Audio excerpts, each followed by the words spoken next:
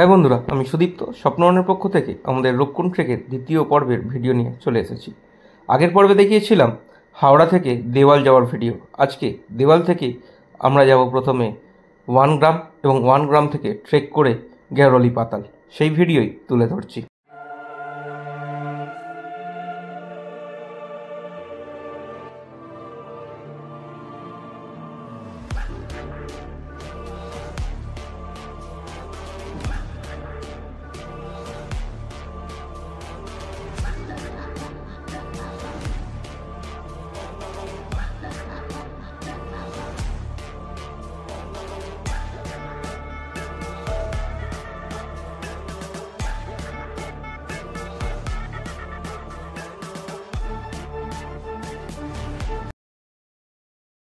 সকাল সকাল 8টা নাগাদ আমরা বেরিয়ে পড়লাম দেওয়াল থেকে গাড়ি করে 1-এর উদ্দেশ্যে। কাল থেকে শুধু বাধাই বাধা, জাস্ট দেওয়াল থেকে বেরোলাম, ল্যান্ডস্লাইড।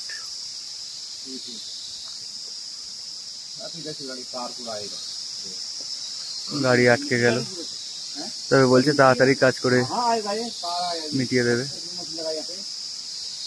ফ্লাইট হয়েছিল, আমরা অনেকে নেমে গেছি, গাড়ি আস্তে আস্তে উঠছে, পাথর খালি করা হয়ে গেছে। সোনার বাড়ি আমরা আস্তে আস্তে লোহাজনে প্রবেশ করলাম। ব্রহ্মতালে যে লোহাজন দেখেছি তার চেয়ে অনেক ডেভেলপ হয়ে গেছে এতদিনে। তবে দেওয়ালের পর থেকে ম্যাক্সিমাম রাস্তায় খারাপ, চলার পথে আমরা একটা ঝর্ণারও দেখে নিলাম। ফাইনালি সকাল 10:05 নাগাদ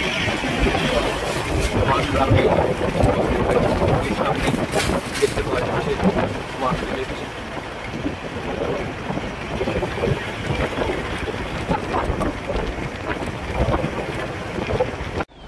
1 গ্রামে পুজো চলছে, নবমীর পুজো।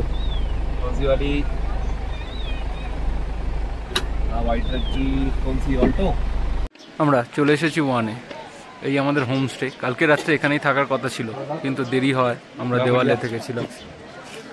এর উল্টো দিকেই একটা এখানকার পুরনো ট্র্যাডিশনাল বাড়ি দেখতে পাওয়া যাচ্ছে। দেখো,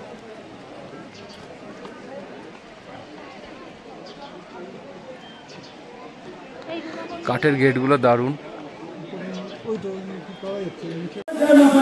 এখানে নবরাত্রির পুজো আছে, তাই কোনো মিউলওয়ালা যেতে চাইছে না, তো আমরা আমাদের বাফার ডেটা ভাবলাম এখানেই ইউটিলাইজ করে নিই, যেহেতু আমাদের অনেকটা দেরিও হয়েছে। তো আজকে বাফার ডেটা আমরা এখানেই ইউটিলাইজ করব, বাকি কাল থেকে ট্রেক আমাদের চালু হবে। আর এই অভিজ্ঞতার সাক্ষী আমরাও কোনো দিন হয়নি। এখান থেকে ডলি বেরোবে নাথ দেবতার মন্দির পর্যন্ত, সেটাও আমরা চাক্ষুষ করবো, যা এই পাহাড়ি পুজো, এদের নিয়ম রীতি নীতি সংস্কৃতি, তার সঙ্গেও আমরা পরিচিত হব।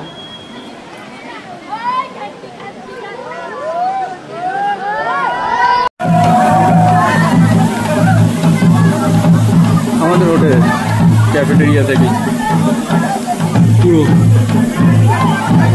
এই পুজোর সাক্ষী আমরা থাকি। আমাদের আর বেরোনো হলো না, যেহেতু কোনো মিউল বা পুটার পাওয়া যাচ্ছে না, কারণ এখানে এই নবমীর পুজো চলছে বলে। তো আমরা এখানে স্টে করলাম। এখানে স্টে এর মধ্যে আমাদের একটা রুম দেখিয়ে দিচ্ছি। এই বেড, হিল স্টেশনে যথেষ্ট ভালো ব্যবস্থা, গিজার আছে, কোমোড রয়েছে, শাওয়ার পর্যন্ত রয়েছে আর কি চাই হিল স্টেশনে। 1-এ আর একটা রুম, এই দুতলা সিস্টেম পুরো। এখান থেকে সোজা আপনাদের নিয়ে চলে যাই এখানকার নবরাত্রির পুজো দেখাতে।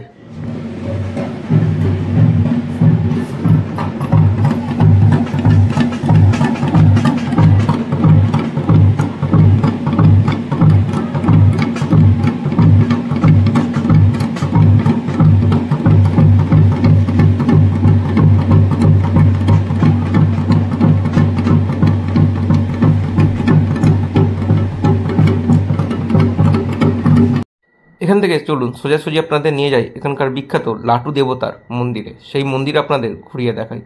লাটু দেবতার দর্শন ছাড়া কিন্তু শুনেছি রূপকুণ্ড ট্রেকে নাকি কখনোই সফলতা আসে না, যদিও এটা শোনা কথা।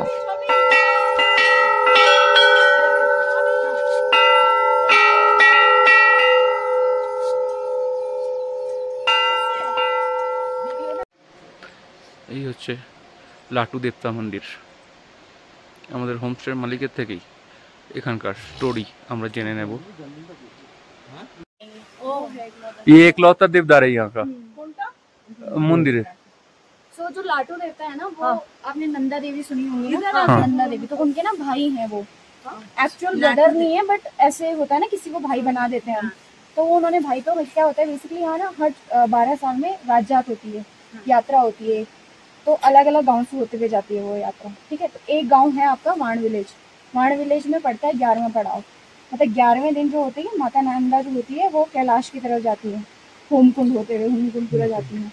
तो ये जो लाटू देवता है यहाँ पर बेसिकली उनकी डोली आती है, यहाँ पर सब होता है, जो भी प्रोग्राम होता है वो पूरा यहाँ पर होता है। तो ये क्या होता है 6 महीने में एक बार इसके कपाट खुलते हैं, अभी 6 महीने तक कपाट खुलेंगे, फिर 6 महीने तक बंद हो जाते हैं। जब हम लास्ट टाइम आए थे इन आई थिंक जून और जुलाई में कपाट खुले थे। ठीक है, तो कपाट जब खुलते हैं तो जो पुजारी जी होते हैं, जो हम एक्चुअल वो देख रहे हैं ना वो गर्भगृह है जो है अंदर, तो वहाँ सिर्फ पुजारी जी जाते हैं, और पुजारी जी भी अपने आँख नाक और पूरा मतलब मुंह पे कपड़ा बांध के जाते हैं, क्योंकि वहाँ कहते हैं कि वो है रोशनी है बहुत तेज, जो नाग देवता है वो प्रोटेक्ट कर रहे हैं उस रोशनी को, और वो वहीं रह रहे हैं, तो वो फिर उनको खराब कर देगी उनकी आँख और वो जो भी है, तो वो कवर करके जाते हैं। अंदर कोई भी एंटर नहीं करता है, जिसको भी जाना है यही पूजा होती है, यहीं से वापस आते हैं। तो ये है थोड़ी बहुत स्टोरी यहाँ की। अच्छा, ये जो लाटू देव है ये कौन है? गणेश जी है, शिव जी है, कौन? ये ऐसे कोई भगवान नहीं है, मतलब वैसे भगवान नहीं है, बट हाँ नाग देवता के ही रूप माने जाते हैं, ऐसे वो भगवान नहीं है। जैसे हम शिव जी को अलग मानते हैं, गणेश को अलग, शिव जी के बहुत सारे रूप, इसीलिए हमको नंदा देवी का भाई कहा जाता है। वो उसकी भी ना अलग स्टोरी है कि वो कैसे भाई बने, वो बहुत लॉन्ग स्टोरी है, बट ऐसे है कि वो उनके भाई हैं, तो उन्होंने उनको यहाँ पे वो दिया था, स्थान दिया था कि आप यहाँ पे रहिए, एक पेड़ उनको मिला था उसके नीचे वो रहते हैं। हाँ यही है। अच्छा, ऐसा भी सुने थे कि ये मंदिर का दर्शन बिना रूपकुंड कंप्लीट नहीं होता। हाँ ऐसे तो बोल ऐसा भी बोलते हैं। ठीक है, अब आप लोग आ गए तो अब तो हो ही जाएंगे। রেডি হোমস্টে ছেড়ে একে একে বেরিয়ে আসছে বিপ্লব, কিংসুক। এই হোমস্টেতে আমরা নাইট স্টে করেছিলাম। পিছনে আসছে ইন্দ্রাণী দি, সবিতা দি, পাপিয়া আন্টি, রুমা দি, ইলা দি, তার পিছনে আকাশ ফোনে কথা বলতে বলতে, সবার শেষে অর্ণব। আজ আমরা যাব গ্যারোলি পাতাল। এখান থেকে দূরত্ব 8 থেকে 9 কিলোমিটার। প্রথম 2 কিলোমিটার হালকা চড়াই, তারপর 1 কিলোমিটার নেমে যাব রিভার বেটের আশেপাশে, তারপর রিভার ক্রস করে নাকি আবার 5 থেকে 6 কিলোমিটার পুরো চড়াই আছে। জাস্ট আমাদের হোমস্টে থেকে বেরিয়ে পাকা রাস্তা, গাড়ি যাওয়ার রাস্তা দিয়ে হেঁটে যাচ্ছি। এখান থেকে কোনো এক জায়গায় রাস্তা ভাগ হবে, সামনে গাইড আছে, দেখা যাক। রাস্তা থেকে এই ভাগ হয়ে যাচ্ছে ট্রেকিং রুটটা।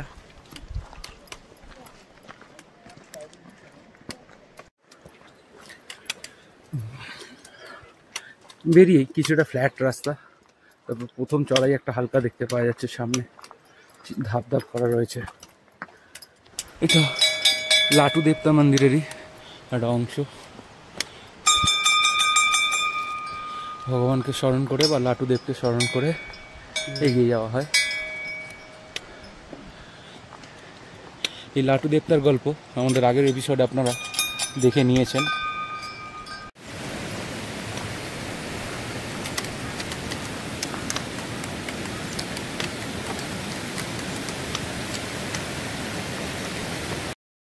আপাতত আমরা প্রথম 500-600 মিটার উঠে এসেছি। এই 500-600 মিটারে সেরমভাবে কোনো চড়াই পাইনি। আগের রাস্তা দেখা যাক, যদিও রূপকুণ্ড মানে একটু চ্যালেঞ্জিং তো হবেই, চড়াই তো থাকবেই। দেখা যাক। আজই আপনাদের সামনে কেওড়িয়া পাতাল পর্যন্ত যে রুট পুরো তুলে ধরবো, রুট কেমন, ভিউ কেমন, চড়াই বা কেমন আছে।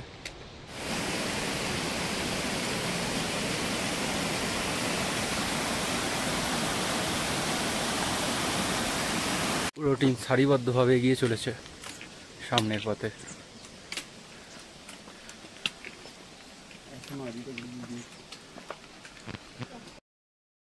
আমরা আমাদের হোমস্টে থেকে প্রায় কিলোমিটার দেড়েক উঠে চলে এসেছি। তবে এখানেও আশেপাশে এখনও বাড়ি দেখতে পাওয়া যাচ্ছে, এখানেও বাড়ি আছে। আমার পেছন দিকে ঝোপের আড়াল হয়ে গেছে, পিছন দিকেও নাহলে বেশ কিছু বাড়ি ঘর আছে। তবে এখনও পর্যন্ত রাস্তায় সেরকম চড়াই কিছুই পাইনি, একটা হালকা চড়াই। এবার দেখা যাক আগে আমাদের জন্য কী ধরনের চ্যালেঞ্জ অপেক্ষা করছে। আমাদের ক্যাম্পিংয়ের জিনিসপত্র একে একে খরচড়ে করে এগিয়ে আসছে।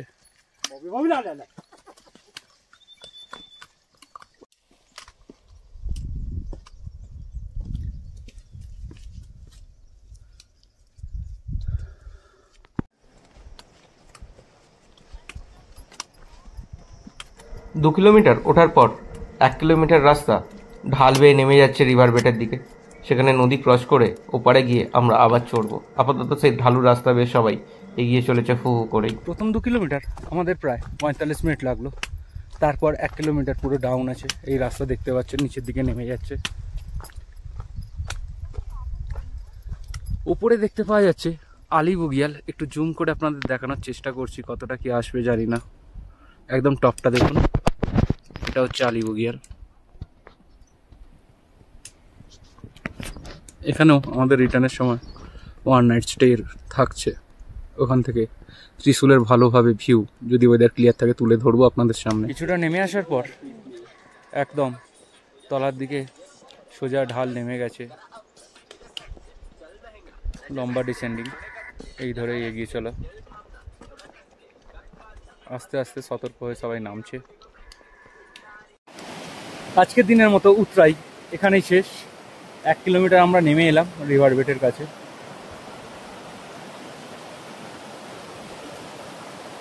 এরপর ডান দিক দিয়ে আমরা ওপরে উঠে যাব। এরপর বাকি যে 5 থেকে 6 কিলোমিটার থাকছে পুরোটাই চড়াই। রিভার ক্রস করার পর রাস্তা এভাবে সোজা চড়াই ওপরের দিকে উঠে গেছে। দূরে এই জায়গা থেকে আমরা নিচের দিকে নামা চালু করেছিলাম। আরও কিছুটা চড়াই উঠে আসার পর এই জায়গাটায় দেখলাম চারিদিক শুধু রডডেনড্রন গাছে ভর্তি। আমার পিছনে যে গাছগুলো দেখতে পাচ্ছেন সবই রডডেনড্রন। এই গাছে মার্চের শেষ থেকে এপ্রিল দারুণ ফুল ফোটে, দেখার মতো লাগে এই গাছগুলো সেই টাইমে।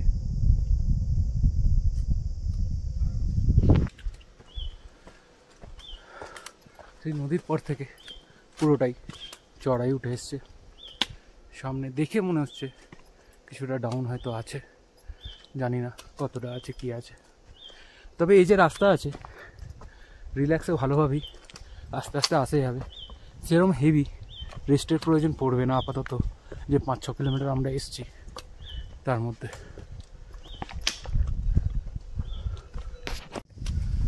আমরা 1 থেকে প্রায় কিলোমিটার 6 এসে গেছি। এখনো পর্যন্ত পুরো রাস্তাটাই জঙ্গলের মধ্য দিয়ে। শুধু মাঝে একবার হালকা করে ত্রিশূল উঁকি মেরেছিল, তাও সেটা প্রথম 2 কিলোমিটারের মধ্যেই। তারপর আপাতত এখান থেকে কোনো ভিউ নেই, পুরো জঙ্গলের মধ্য দিয়ে পথ হেঁটে চলা। কিছুটা ওঠার পর চড়াই অনেকটাই কমে গেল। ইয়ারলি পাতাল থেকে প্রায় 2 কিলোমিটার 2.5 কিলোমিটার দূরে আমরা রয়েছি। এই জায়গায় একদমই হালকা চড়াই। এর আগে যে চড়াইটা ছিল সেই চড়াইটা আর এখানে নেই।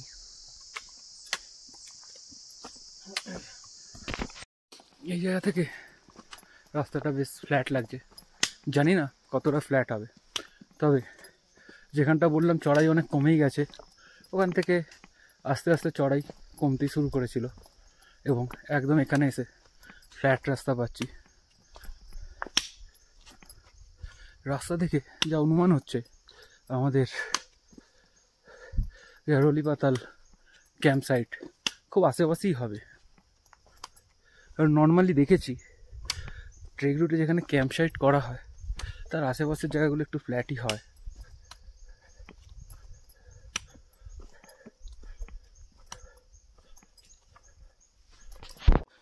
যা অনুমান করেছিলাম ঠিক তাই, এই সামনেই দেখতে পাওয়া যাচ্ছে আমাদের গ্যারোয়ালি পাতালের ক্যাম্প সাইট। আমরা স্টার্ট করেছিলাম প্রায় 9টা, এখন বাজে 1:45, 4 ঘন্টা 45 মিনিট। তাও অত্যন্ত ধীরে সুস্থে রিল্যাক্সে গল্প করতে করতে, নেচার উপভোগ করতে করতে আমরা এখানে এসেছি। এরম নয় যে খুব দাঁড়িয়েছি বা খুব জোরে হেঁটেছি, আস্তে আস্তে হাঁটতে হাঁটতে গল্প করতে করতে আমরা এগিয়ে এসেছি এবং 4 ঘন্টা 45 মিনিটে সদল বলে এসে গেছি ক্যাম্প সাইটে। কিছু মেম্বার যারা এগিয়েছিল তারা হয়তো আরও 20-25 মিনিট কম টাইম নিয়েছে। আমাদের মালবাহী খচ্চরগুলি আগেই এসে গেছে।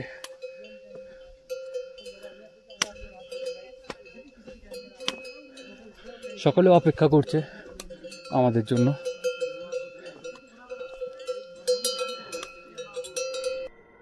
গিয়ে দেখলাম কয়েকটি টেন্ট খাটানো বাকি আছে, তাই হাত লাগিয়ে গাইড পোর্টার ভাইদের সঙ্গে টেন্টগুলো তাড়াতাড়ি করে খাটিয়ে নিলাম, কারণ আস্তে আস্তে কুয়াশা মেঘ ঢেকে আসছে এবং বৃষ্টির একটা সম্ভাবনা তৈরি হচ্ছে। তাই তাড়াতাড়ি আগে স্টের অপশানটা রেডি করে নিতে হবে, তারপর না হয় খাবারটা ভাবা যাবে।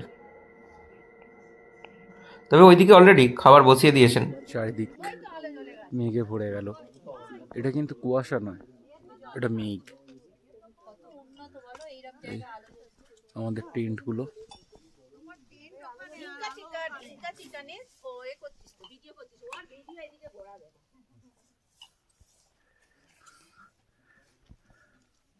এখানে দেখুন, মিডিয়াম সাইজ হয়ে ডবল এক্সেল সাইজের জ্যাকেট পরে ঘুরে বেড়াচ্ছে।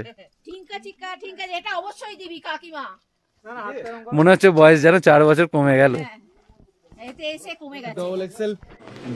সবুজ রঙের যে হাটগুলো দেখছিলেন তার ভিতরে আমাদের রান্না বান্না চলছিল এবং খাওয়ার ব্যবস্থা ছিল। যেহেতু ওই ফাইবার হাটগুলো খালি ছিল, তাই ভিতরেই সব ব্যবস্থা করা হয়েছিল আলাদা করে। কিচেন টেন্ট এবং ডাইনিং টেন্ট লাগানো হয়নি এবং ভিতরটা বেশ গরম ছিল, তার সঙ্গে আগুন জ্বলছিল। তাই আমাদের রাত্রের আড্ডাটা আমরা ভিতরেই জমিয়ে দিয়েছিলাম। রাতের ডিনার রেডি হয়ে যেতেই তাড়াতাড়ি আমরা খাওয়া দাওয়া করে শুয়ে পড়ি এবং অপেক্ষা করতে থাকি পরের দিন সকালে কি ভিউ আমরা দেখতে পেয়েছিলাম এবং এখান থেকে পাত্তানাচুনি যাওয়ার রাস্তা কেমন, সেই ভিডিও আপনাদের সামনে আমরা পরবর্তী পর্বে তুলে ধরব। আজকের মতো ভিডিও এখানেই শেষ করছি। যদি ভিডিওটি ভালো লেগে থাকে তাহলে একটা লাইক এবং কমেন্টস অবশ্যই করবেন। আপনাদের প্রতিটা লাইক এবং কমেন্টস আমাদের অনুপ্রাণিত করবে এই ধরনের আরও ভিডিও আপনাদের সামনে তুলে ধরতে।